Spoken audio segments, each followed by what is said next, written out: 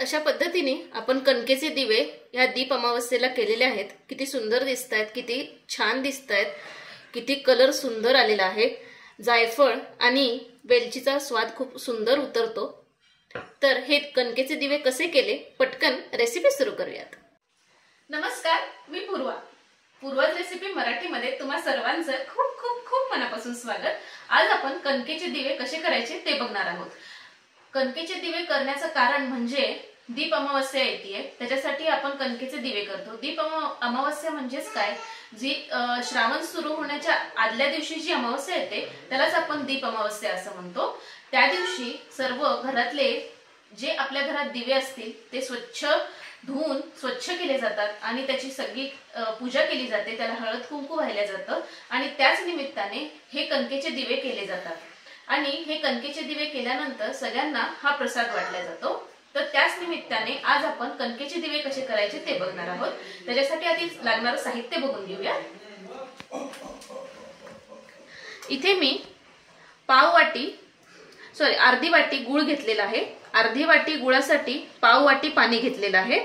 2 चमचे खारीक पूड घेतलेली आहे। आपल्याला वेलची पूड लागणार आहे, जायफळ लागणार आहे आणि 2 ते 3 चमचे साजूक तूप लागणार आहे आणि आपल्याला गव्हाचं पीठ लागणार आहे।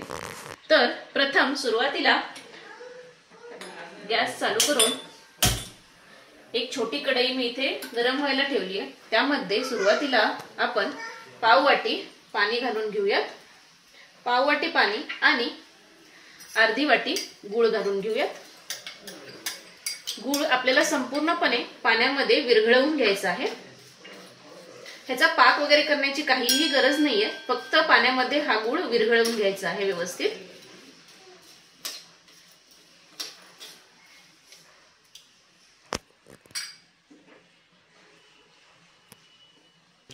तर अशा पद्धतीने संपूर्णपणे मी गूळ पाण्यामध्ये विरघळवून घेतलेला आहे। गॅस बंद करून टाकलेला आहे। आता यामध्ये एक छोटा चमचा वेलची पूड घालून घेऊयात आणि त्यामध्येच गूळ म्हटलं की जायफळ तर येणार, त्यामुळे ह्याच्यामध्येच आपण जायफळ किसून घेऊयात। जायफळ नेहमी सांगते मी तसंच, जायफळाची पूड घालू नका, जायफळाचं किसूनच घाला, त्याचा स्वाद खूप छान उतरतो। मिक्स करून घ्यायचे आहे।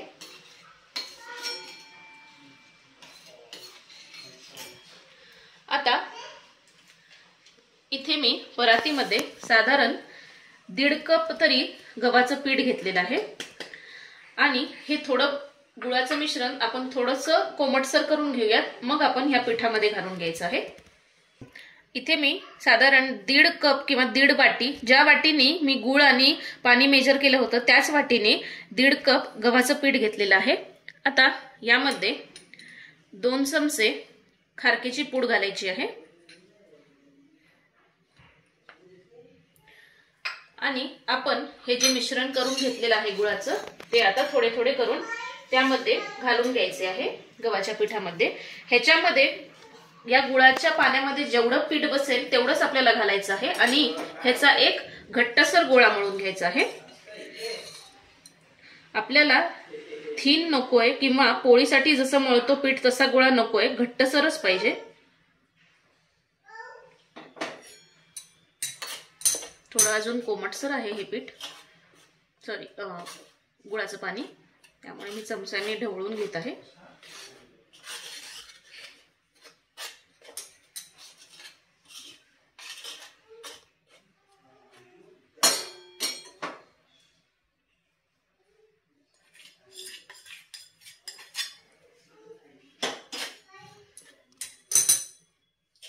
आणि आता ह्याच्यातच आपल्याला 2 चमचे साजूक तूप घालायचं आहे।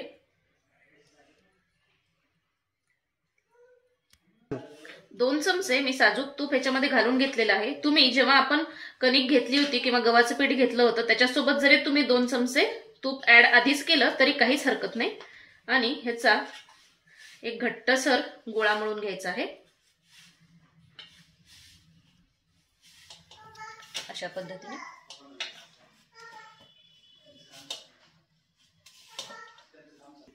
तर अशा पद्धतीने बघू शकाल तुम्ही इथे मी व्यवस्थित हा गव्हाच्या पिठाचा गोळा मळून घेतला आहे। जेवढं गुळाच्या पाण्यात पीठ बसलं तेवढंच घालायचं आहे। अशा पद्धतीने बघू शकाल तुम्ही इथे खूप थिनही नाहीये आणि खूप थिक पण नाहीये की जेणेकरून आपल्याला मळताच येणार नाही असं नाहीये, पण जसं आपण पुरीला मळतो तसंच मळून घ्यायचं आहे अशा पद्धतीने।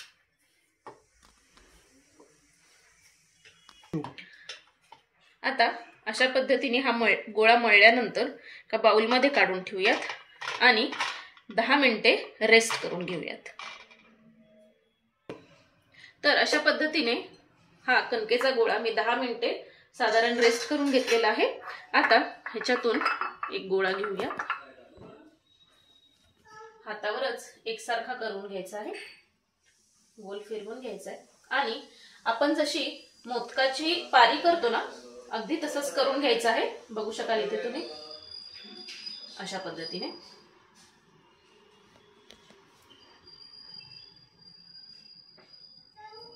वा, जबरदस्त। अशा पद्धतीने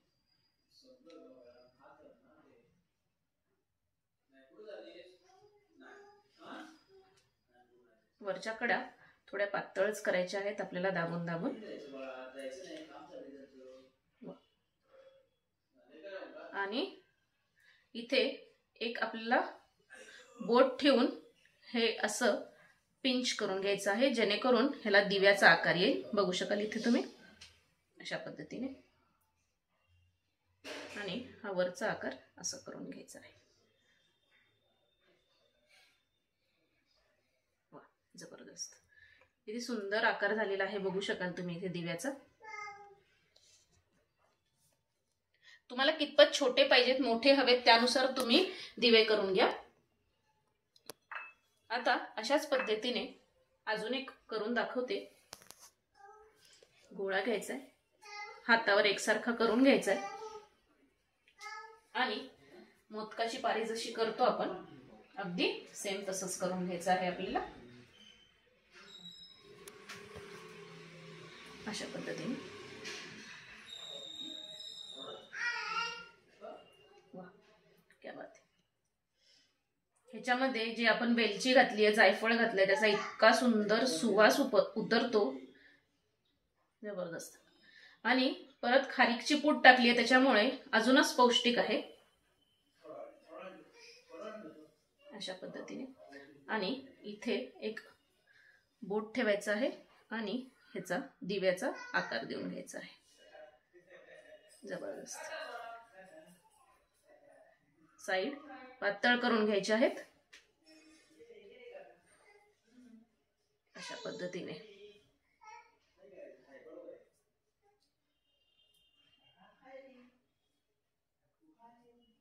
बघू शकाल इथे तुम्ही सुंदर आकार आलेला आहे। आणि अशाच पद्धतीने आता मी सर्व दिवे करून घेत आहे। बघू शकाल इथे तुम्ही, क्या बात। थोडा असा उचलून जरी केला तरी काहीच हरकत नाही, जबरदस्त। बघू शकाल इथे किती सुंदर आकार पडलेला आहे।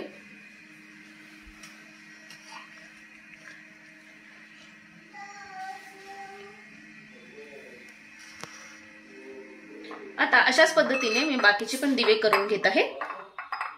तर अशा पद्धतीने मी 4 मोठे आणि 4 छोट्या आकाराचे दिवे करून घेतलेले आहेत। तुम्हाला जो आकार आवडेल, छोटा आवडत असेल छोटा करा, मोठा आवडत असेल मोठा केला, काहीच हरकत नाही।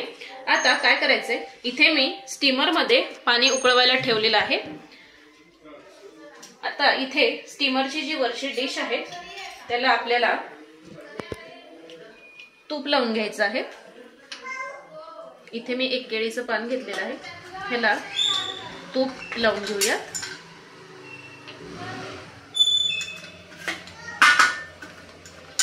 अशा पद्धतीने तुम्ही तेलही लावू शकता, पण शक्यतो गोडाच्या पदार्थामध्ये मी तेलाचा वापर टाळते।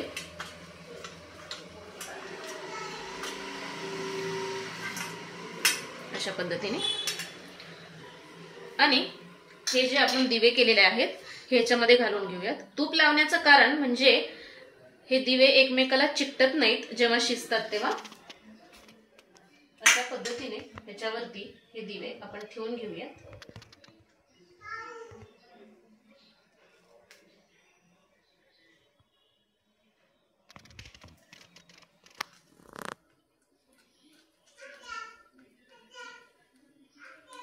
थोडं अंतरच ठेवायचं आहे दिव्यांमध्ये.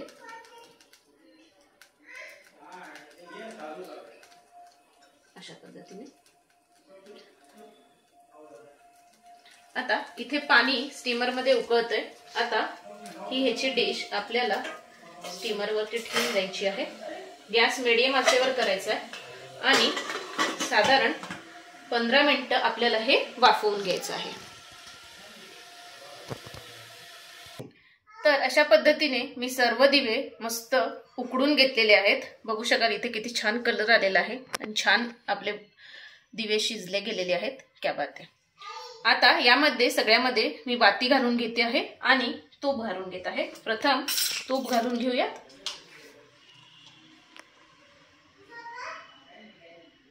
वा, जबरदस्त.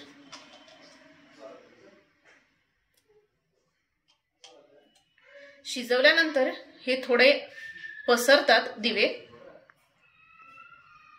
वा, जबरदस्त. आता या सगळ्यामध्ये आपण वाती घालून घेऊयात.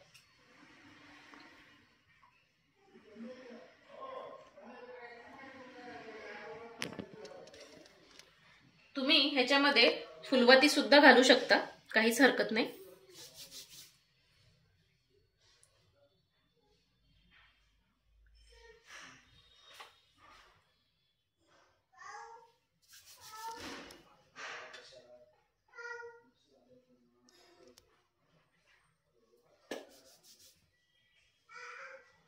अशा पद्धतीने.